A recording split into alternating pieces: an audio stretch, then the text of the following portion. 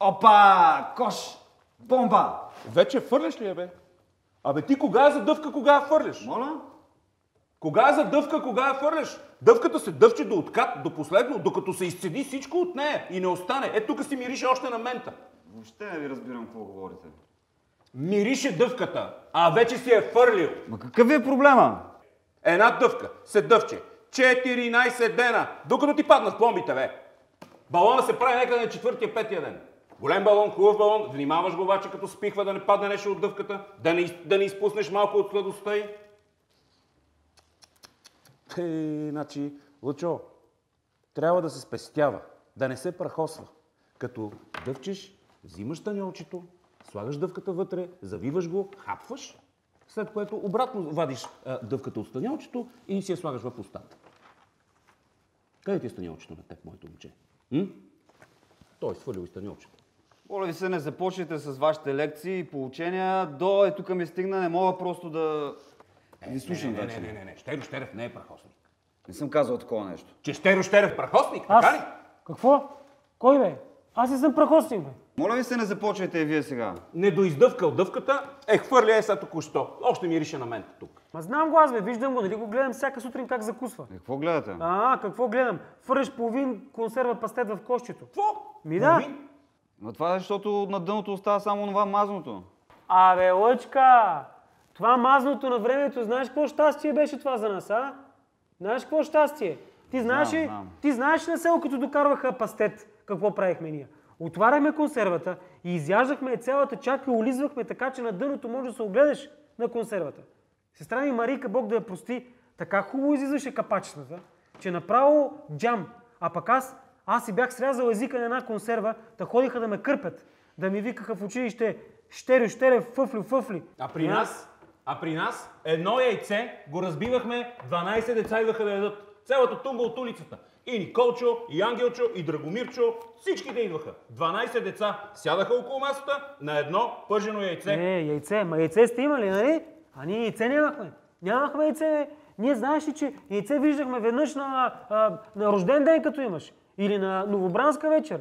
Дядо Бог да го прости, вадеше жълтъка, слагаше една свещичка отгоре, палеше, хубаво да се умееше така парафина с жълтъка и чак тогава го ядяхме ние. Да? Свещ ли, бе? Еми да. Свещ има ли? При нас нямаше такова нещо, бе. Комунистите беха опоскали всичко. Какви свещи, бе? Свещи. Баба ми се качеше на масата, така дигаше един кочан в ръка, като свободата на статуята, запалваше го, за да мога малко светлина да хвърли, да си напишеме домашните по тетрадките. По тетрадката ли каза, По тетрадката ли каза градски? Вие и тетрадка сте имали. А ние знаеш ли, че ние си пишехме домашните на Корилото белки? Ми да, пишеш и като огладнееш, какво да правиш, като няма какво и изяждаш домашното. После като отидеш в училище, другарката Иванова, Бог да я прости, ми питаше, Щерил, къде ти е домашното, бе? И аз викам, изядах го, бе, другарко, изядах го. И тя вика, марш при козите тогава. При козите? Кози сте имали? Да. Кози сте имали? Ние кози сънувахме, бе, кози. Нямаше никакви животни при нас. Само глисти и хлебарки.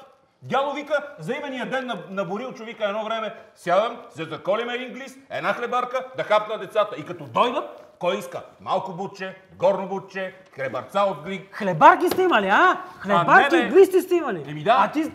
Пълно беше Славри. Лъчо, ти пък къде тръгна? Я сядай долу. Лъчо, седни долу, да разбереш как сме се напатили едно време. Сядай долу. Вие двамата напълно полудяхте. Аз въобще не знам с какъв акъл съм дошъл тук. Ако ще и работа си да изгубя, но акъла си няма да изгубя. И ако искате да знаете, утре с батко ми сме на имен ден на Арнаудов и всичко ще му кажа. Чакай. Не така е, Лъчо, не така е. Ако ще и на улицата ме изхвърлят, друга работа ще ми намерят, но аз тук не мога да остана повече. Така нещата, бе. Верно, малко пренасолихме. Лъчо, чакай, бе. Не беше толкова зле. Дядо ми конете с суджуци ги хранеше, бе. Съседите идваха да гледат.